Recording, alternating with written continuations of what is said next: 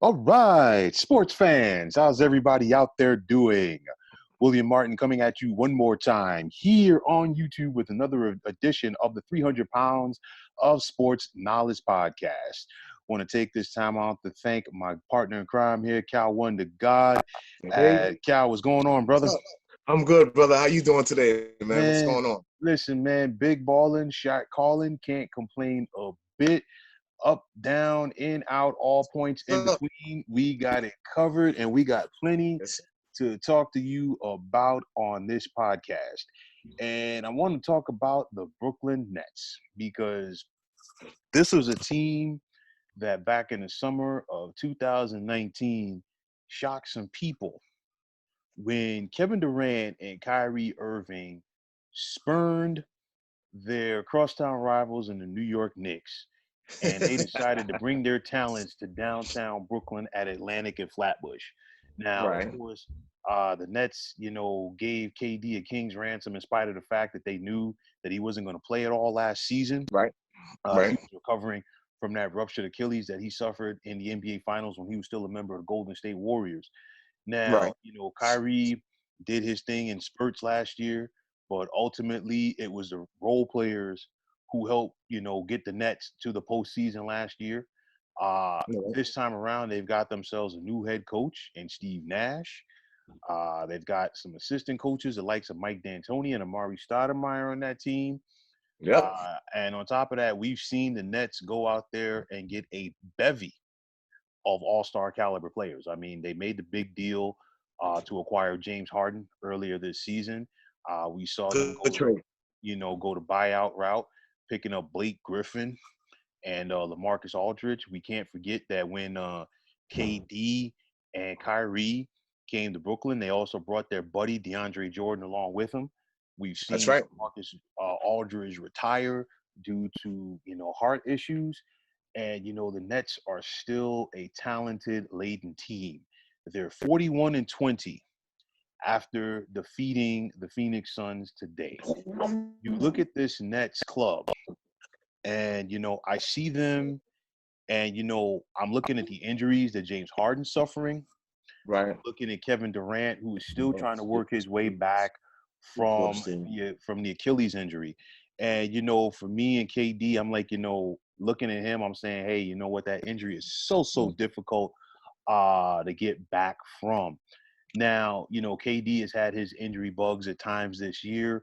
And, like now it's another leg injury. And, I really think a lot of that kind of factors in to him recovering from that Achilles injury and trying to overcompensate with that. With that said, I really feel that for the Nets to make the noise that a lot of people are expecting them to make this postseason, at this point, Kyrie's got to be the lead guy just due to the fact that you look at the injuries of James Harden and KD, and I think those guys can be there. But I mean, we've seen what Right. Kyrie is doing in the postseason. But my whole thing is this: does Kyrie have the goods to put KD and James Harden on his back and win 16 games in the playoffs when it matters the most? Well, honestly, I think it's gonna have to take a collective unit of guys, dedicated. I think Kyrie, as far as what he brings to the table, if he's forced to have to play the point guard position, I think he can do it. He showed in spurts at times that he can actually do it. My personal opinion, that's not what he's best served at. I think he's your setup guy. He's the guy that once you get him going, you're gonna get your 30 or 40 points from him, regardless of who does what. Regardless of the outcome of the game, he's gonna get you 30 or 40 points. But I think the James Harden injury basically derailed his MVP because I had him penciled in as my MVP, despite what happened over in Houston when he put on Houston earlier this year. Uh, and looking at the Nets, they're a good team. They're a team that I've spoken on before, and everybody's harping on their defense. And here's what I'm going to say about it. For all the points they score, they do give up a lot of points also as well. So the name of the game is, can you outgun me? But the thing about the Nets is they got a few athletes over there. They got some guys like, say, James Harden, who affects the game defensively in different ways. He's going to get you anywhere from 8 rebounds and better per game anytime he plays. But he's also going to fill the lanes. He's going to make some deflections. He's going to get some steals. He's not going to let his man just do whatever they want to do. And that's just that one particular player. I think, the Nets are capable of playing defense in spurts, or better yet, situational defense. I think this is something we discussed, William. I like them to play situational defense. But as far as in the flow of the game, if you keep trying to match blow for blow with them, you're not going to be very successful. I think Kevin Durant, today he had 33 points off the bench. I believe. I could be wrong. I saw the game in spurts. I didn't watch the whole game. And I think Kyrie had, I think he might have had 30 also. So to me, the Nets can hit you with whatever poison they want. They could decide, and these guys' egos are not so big where if KD says, I'm not going to start, or James Harden says, well, I'm not going to start. I don't think that's going to be a problem. The problem is now you got to match up with the other guys that play a certain type of way within the big three that they have. You understand what I'm saying, William? You got to worry about these guys. You got Spencer Dinwiddie looking to come back, something that everybody thought wasn't going to happen. I think he had a partially torn meniscus or something like that. So he'll be back. You got guys that can basically, they got some athletes over there, a couple of guys that can fill up the lanes and do some stuff. Please excuse the noise around me because it is very, very loud, and I'm trying to get this done with us, William. Bear with me. But like I said, I believe Kyrie is capable of holding it on, but he's going to need collective help. That's my opinion. I mean, earlier, we talked about the Los Angeles Clippers, and I think, it's a different dynamic with the Brooklyn Nets, just due to the fact that Keep rolling, baby. Keep rolling. due to the fact that the Eastern Conference is not as deep as the Western Conference is. With that said, I see a scenario where, you know what, if you're the Nets, you have the ability to not have Kevin Durant and James Harden go at it full throttle, not only for the rest of the regular season, but early on in the playoffs, due to the fact that the depth of the Eastern Conference is not there. Because, let's not dance around the subject on this. And everybody knows that the East is going to come down to the Nets and Philly.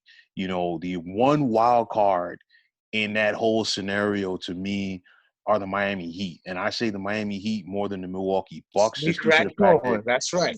just due to the fact that, Miami plays that D, and, they feed off of what Jimmy Butler does, especially at the defensive end of the floor. That's why Miami won the Eastern Conference last year. I've talked about it before, and I will continue saying it. I cannot trust the Milwaukee Bucks when the best thing that Giannis can do is in transition. They have not shown that they can consistently get it done in the half-court set. So with that said, more than likely, we are going to see a Nets versus Sixers matchup in the Eastern Conference Finals. Now, with that said, you don't need KD and you don't need James Harden right now at 100%. It's a situation, you know what? I know that KD played today versus the Suns. You really don't need KD out there. Honestly, if I'm the Nets, you know what? I tell KD right now, listen, you know what? If you have to shut it down for the rest of the regular season, so be it. I give KD 10 minutes a run a night right now and just let him keep it fresh and say, listen, we need you for those 16 wins that we want to potentially get in the postseason. Because, I mean, if you're the Nets right now, KD is not 100%. And honestly, let's be realistic. I don't think KD is going to be 100% for the remainder of the season, including the playoffs. When I see KD trying to come back from this injury, the only thing that I could think about is Derrick Rose the year he blew out his knee. And a lot of people overlooked one important fact with that injury. Derrick Rose had a hamstring injury late in that year. That was a lockout shortened season when they only played 66 games. Derrick Rose's first game back was a loss on the road to the Knicks at Madison Square Garden. And, of course, Tom Thibodeau was the head coach of the Bulls at that time. We know Thibs has a propensity to really rely on his starters and give them heavy minutes. My point is this. Derrick Rose played more than 48 minutes in that game, because that contest went to overtime and D Rose really went out there. My point is this. If you're just coming back from a hamstring injury and you had the top seed, you know what, and this is a meaningless regular season game, you know what, 15, 20 minutes. You know what, and, I really think that kind of factored in to a Derrick Rose's knee injury because I really don't think the hamstring was fully healthy when he came back. And I'm looking at KD right now. KD is not healthy. And if I'm the Nets, you know what? I would be extremely cautious with this. Like I said, 10, maybe 15 minutes per night. You know what? And honestly, I'd even keep him in third gear. And the same thing could be said for James Harden. I would not rush James Harden back because, again, regardless if the Nets are 100% healthy or not, Right. they are solely going to be judged by what they are doing in the postseason. You cannot, and I repeat, cannot put that much star power together. And Right. regardless if somebody is hurt, you go down in the first round, you go down in the second round. You are not going to be able to overcome that. And I said this before, and I will say it again. The criticism that KD got for leaving OKC to go to Golden State, and the criticism that Kyrie got for leaving LeBron to go to Boston will fail in comparison to what criticism awaits them in the media capital of the world, New York City, if they cannot get it done, Right. especially right now when we've seen this resurgence of the New York Knicks in the NBA. Of course, the Knicks are on the hottest team in the NBA right now. They've won They 9 are in a row. 100%. So it's a situation where, you know what, the Nets wanted to go out there and win the back pages, but you know what, the Knicks still run the show because obviously they are the more established franchise in the Big Apple region. But you look at it right now, if you were the Nets, you don't want to have this blow up on your face. And my biggest thing is, right now, you've got, like, it's the health of Kevin Durant and James Harden. And honestly, if I'm the Nets, I wouldn't play KD right now more than 15 minutes. Kyrie has shown that he has the ability to carry this team right now, but for them to get where they want to get in, and that's winning an NBA championship, of course, you're going to need all three of those proponents to be as healthy as Right. possible. James Harden and Kevin Durant are not going to be as healthy as possible. I think on top of keeping those guys and limiting their minutes as the regular season winds down, I think the other thing that's going to be very important for the Nets, they've got to find a way to dust teams off early. And I mean 4-game sweeps or a 5-game series in the playoffs early on, because it's going to be a battle when the Nets play the Sixers in the conference finals. So with that said, you want to try to dust those teams off that you're supposed to beat, get them out of the way, and be as fresh as possible, because not only playing the Sixers, but if you somehow get past the Sixers, and if you got to take on a team like the Lakers or the Clippers or the Nuggets, in the NBA Finals, you're going to have to go to work. So you're going to need all hands on deck, and you're going to need to be as fresh as can be. So that's where I see it with the Nets and what they need to do with their stars as a stretch in this stretch run. Well, this is what I'm going to say. This is my big thing. I've been looking all around. I've spoken to a lot of different people in regards to the Brooklyn Nets. And the thing about the Brooklyn Nets is simply this.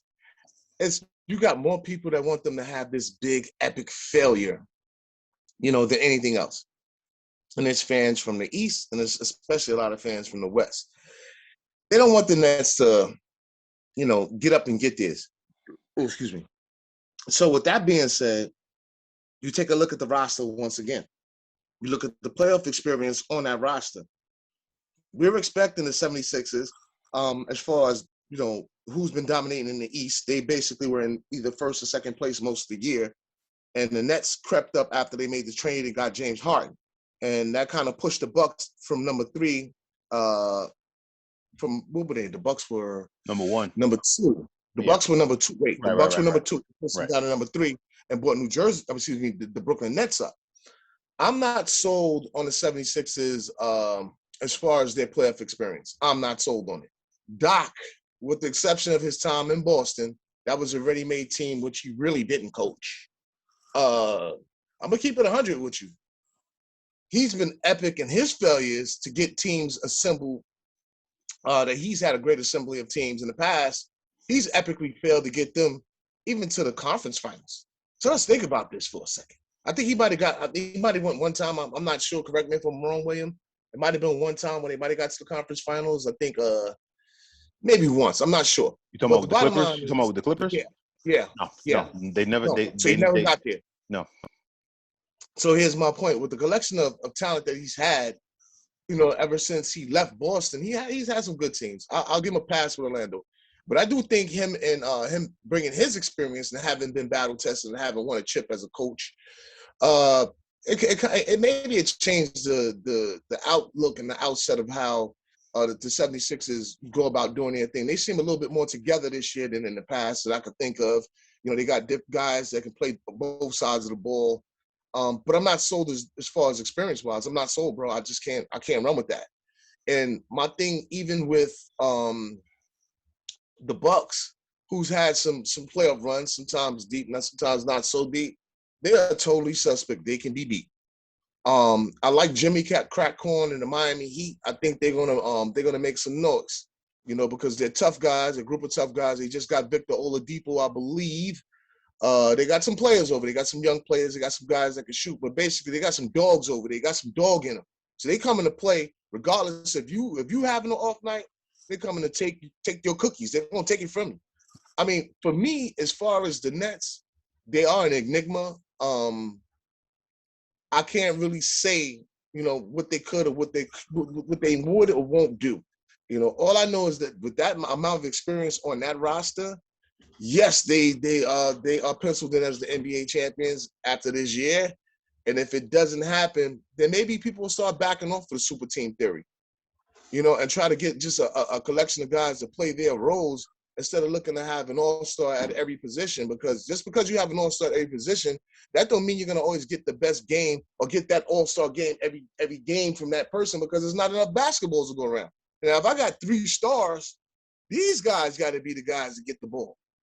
And especially James Harden, I like him as I think he's everybody involved in the game.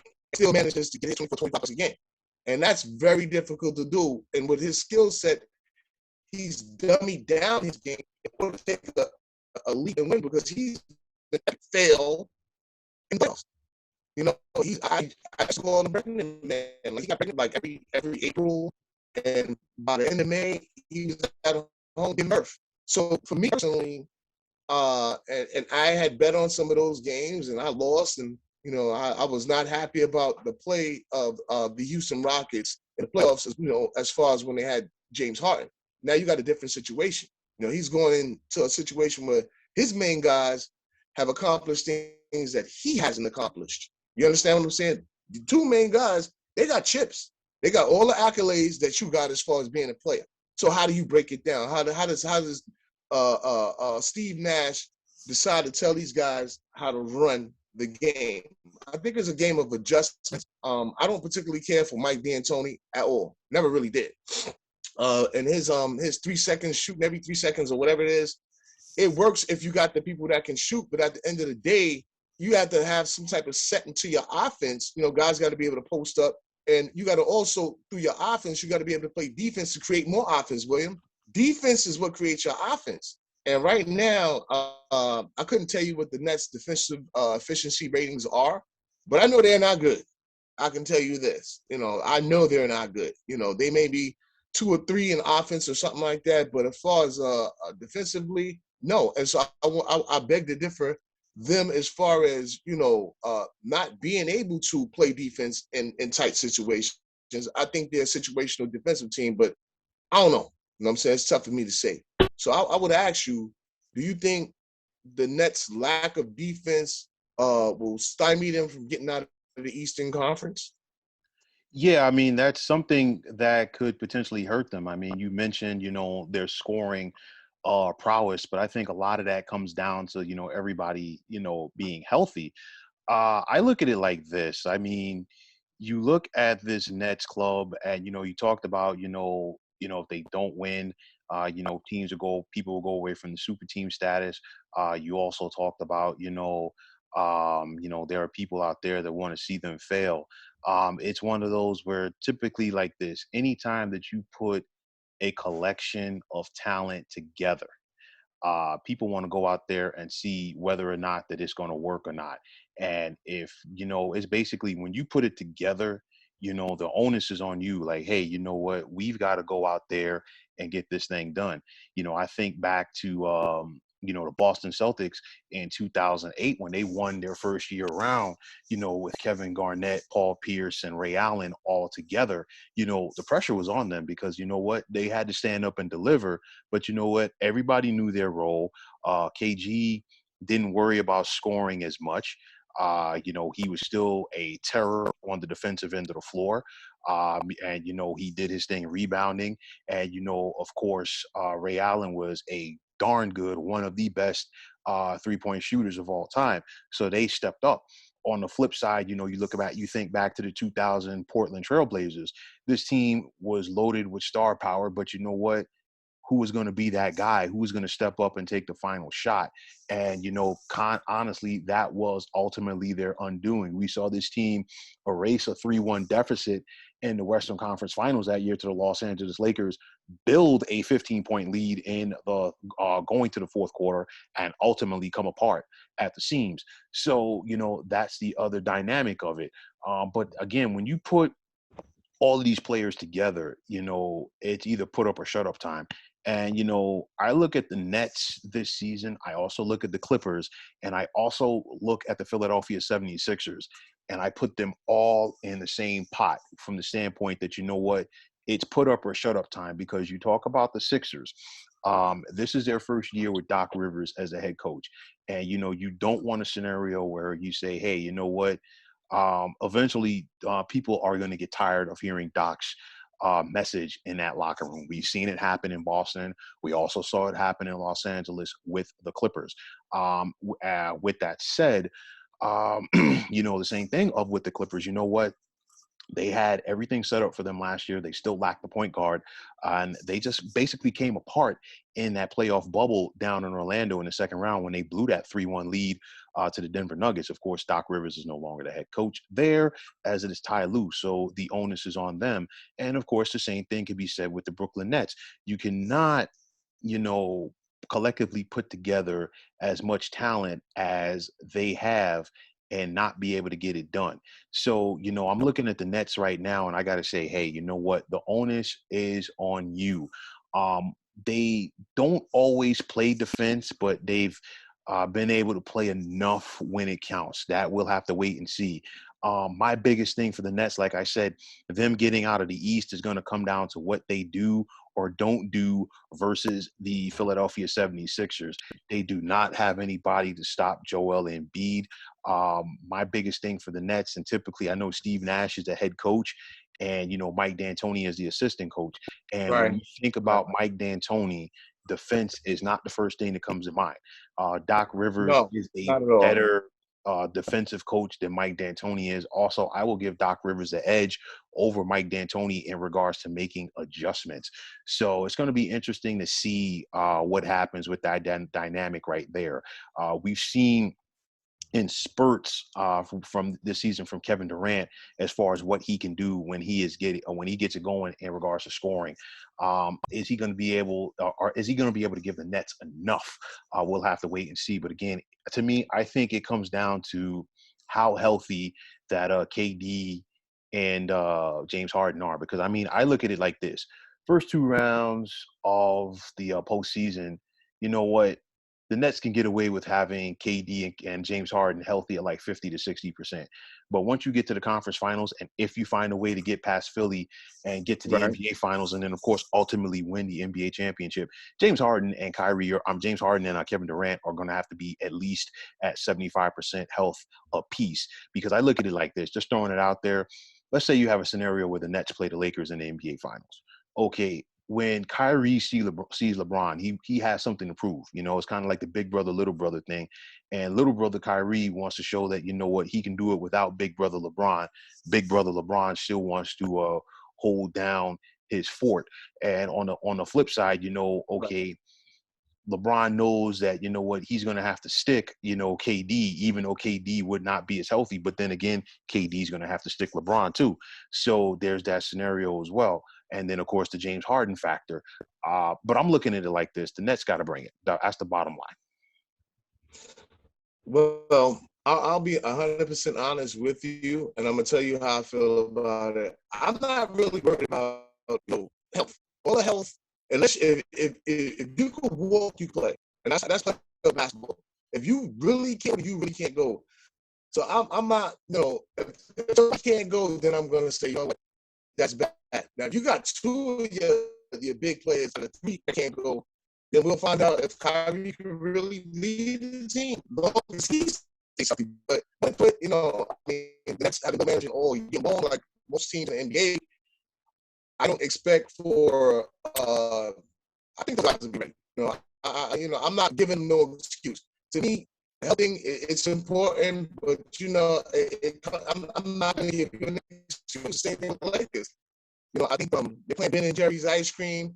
They're fooling everybody by acting like they're not healthy. Things to be a little more than open Jersey as well as far as their health. It seems like some injuries as of recently, some reoccurrences. I think these guys are playing hard shit. With the exception of, I could say so much Kevin Durant because he gets a lot of time. But, for the better part of it, James Harden and Kyrie Irving, Bills playing hard. So you got to give them, for me, I'm going to give them the credit there because I didn't know what to expect when it came. I initially thought Kyrie was going to get traded once they got James Harden because I didn't see how it would mess up with the two. But then when I watched them play, they need Kyrie because it's easier for James Harden to go off of somebody that can really create their own shot and then work his game. Kevin Durant is efficient. He doesn't need a lot of shots. He's a working basketball professional. And honestly, I think that the Nets is going to be okay. The question marks really lie with the other teams. Yeah, I mean, I looked at it. I mean, we had some technical issues right there with you for a minute, but I did pick up on everything that you were saying about the Nets, and I mean, I look at it. It's just a matter of like having them as healthy as possible. That's the biggest thing that we have to take away from this club right now. How healthy can or will they be in the postseason? And like I said, if I'm the Nets, if I'm running things, I'm keeping KD in a bubble. So to speak. I know that we had the playoff bubble last year, but I'm keeping him in as a bubble because it's going to come down to his health. I think Kyrie has the goods to help the Nets win at least one playoff series by himself. But at the end of the day, regardless if KD is healthy or not, he is not going to hear the end of it if they don't get it done. And it's one thing I said about Kevin Durant before coming to the Nets. He could not handle the media in Oklahoma City, and he could not handle the media in Oakland. And he is going to find out the hard way what happens to superstar players in the Big Apple when you don't get it done in the postseason. People love Derek Jeter. Okay, people love Derek Jeter, five-time World Series champion with the New York Yankees. On the flip side, though, you have somebody like Patrick Ewing, who was a star, and Patrick, I don't think ever really got the love that he really deserved, and I think part of that was because of his inability to get that NBA championship. And if KD and these Brooklyn Nets, don't get it done and take their game to the next level when it matters the most in the playoffs, they're going to find that out the hard way as well. Yeah, they're going to get their food ate. That's what's going to happen. They're going to get ran out of New York. You know how New York, how we do in New York. Yeah. We run everybody out. We don't keep nobody in the sport. Nobody's exempt. You're going to get the hell out of it. You're going to win the hell out of here. You're going to do one of the two. And it's bad because New York fans, they don't have the patience. And being that the Brooklyn Nets, it's a new franchise of Brooklyn. They gave Brooklyn something to hold on to after not really having much these last few years. The Biggie Smalls as far as from a sports standpoint, you got to show Brooklyn some love. I'm glad they were out there. I remember when stadium was being built. I thought it was a shot in the arm, and then to see them get some players over there, and just keep kind of chipping away because I thought last year's Brooklyn Nets seemed pretty good. I'm not going to keep that, but I think this year's Brooklyn's team is even better than last year. So we'll see. Injury does play a part of it. But I'm not giving them no excuses. Yeah, there it is, man. I mean, I know we had like a little bit of technical issues. We had a lot of technical issues. Excuse me. But you know what? You just got to push forward and go out there and get it done. Brother Cal, as always, it was a pleasure to you. to Yes, have sir. on here, and for all you folks out there, you can check out Cal One to God at New York Underground Radio, and you could also check him out on Facebook at Citywide Sports. If you like the content of everything that's going on with this channel, please feel free to hit that like button, and also please feel free to subscribe. If you're on Twitter, you check me out at 300 Pounds of Sports. And like I always say, if you follow me, it'll be my pleasure to follow you right back. There's also the sports discussion group on Facebook at the Sports Depot 365. You can check it out, drop a line, and be a part of one of the better sports debating sites going on social media. So for Cal One to God, my name is William Martin, Yep. aka 300 Pounds of Sports Knowledge. Take care and have yourselves a wonderful day. Peace.